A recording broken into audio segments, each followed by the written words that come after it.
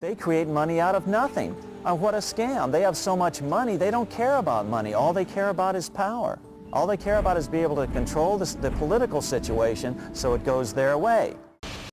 After a man has far more money than he possibly can spend for pleasures, what is left to excite him? For those with a ruling class mentality, the answer is power, raw power over other human beings. Money can buy such power only to a point.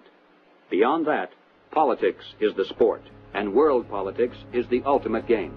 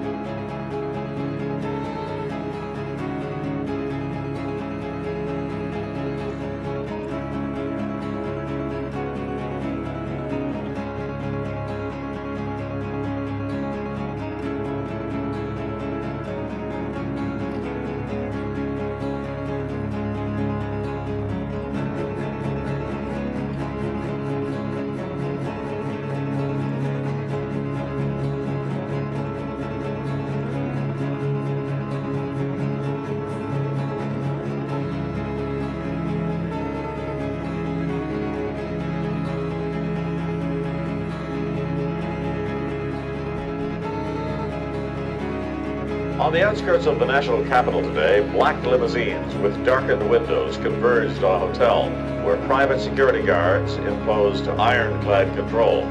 The limos carried royalty, political power brokers, and industrial titans to a secret meeting that will last all weekend.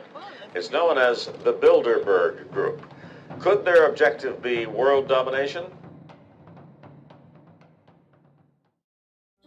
If you haven't heard of the Bilderbergers, it's for one reason only. They haven't wanted you to.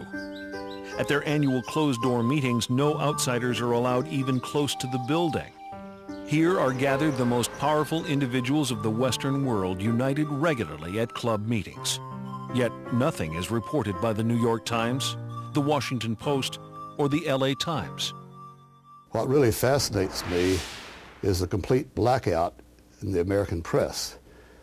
For more than 20 years, I've gone down to the press club every day. I check the wires in their library, mingle with other paper boys, and I asked them the question many times, why, when if 120 film stars or 120 NFL football players met behind locked and guarded doors at a remote location for 3 days, you'd try very hard to penetrate and find out what those movie stars or football players are doing. Well, I had no curiosity at all when 120 of the world's most powerful financial leaders and political leaders meet for 3 days in a remote location behind armed guards in a complete blackout. Well, I had no curiosity.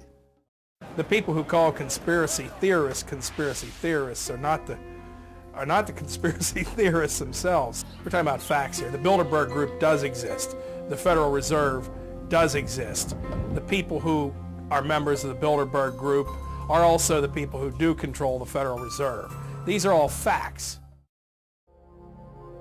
In 1954, the elite of the planet met in secret at the Bilderberg Hotel in Oosterbeek, Holland.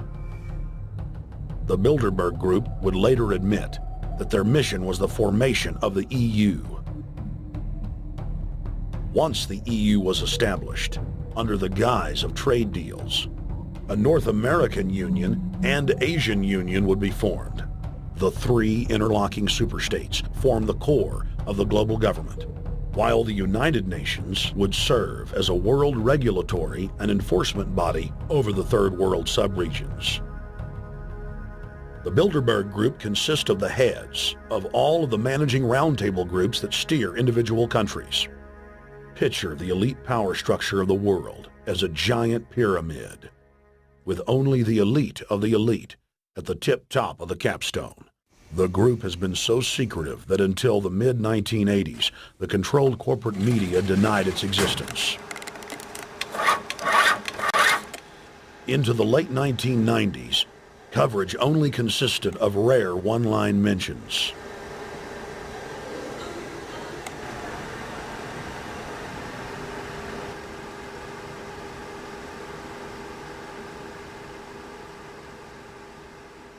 With the rise of the alternative media, their stranglehold on information has begun to slip. What we do hear coming out of those meetings is incredible about the plans of the New World Order to consolidate power. Political power and economic power coming together at the highest level. But what I call the lapdog media, the controlled media in this country, you would think that they would be going to court, crying freedom of information, open meetings, sunshine law, and all of these things, but the silence is deafening. Why is it the major media would deny this? Let's look at the ownership of the major media. Let's look at the roster of, say, the Bilderberg meeting. Katharine Graham owns the Washington Post. Katharine Graham has been to the Bilderbergers.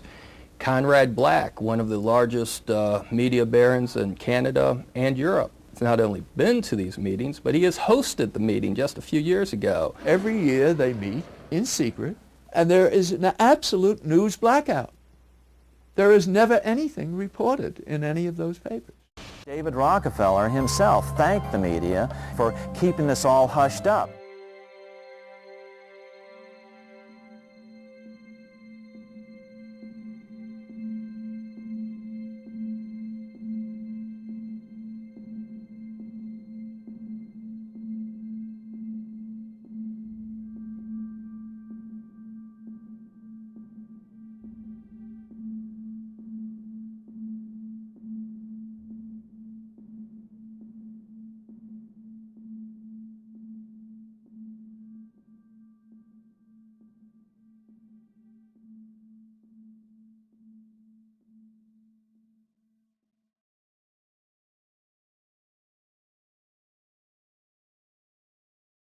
First heard about Bilderberg in 1975, and I said, I don't believe it.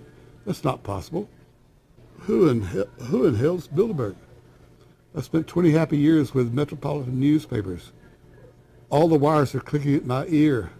That could not happen without me knowing about it. And the thing that first impressed me most was columns in 1957 by the late, great Westbrook Pegler, widely syndicated columnist. He wrote 2 lengthy columns about how approximately 100 leaders of international finance, heads of state, high public officials were meeting behind armed guards and closed doors on Jekyll Island, sealed off. What are these powerful internationalists doing? And why is it so secret? Why do they have armed guards outside? Why is it sealed off? The newspapers totally ignore it. Not a word. Total blackout in the United States. Since then, I've never stopped pursuing Bilderberg, or the whole international gangster organization led by Rockefellers and Rothschilds as they manipulate the world for their own selfish interest. About 10 have come in. They've been coming in slowly in typically big black cars with what appears to be bulletproof glass, and we've got a few pictures of some of the people. We're being kept well back from the building by an awful lot of security people, but you know, there'll be more security as this thing develops. Again, just a reminder to stay off the property, okay? I am. This is the line. We checked with the city. Thank you. Oh yeah, there's one right there. Hi. Hey, we're not your property. We're not your slaves. We're going to defeat the New World Order. The New World Order is going to be defeated. You realize that? I'm glad you do. Always does throughout history.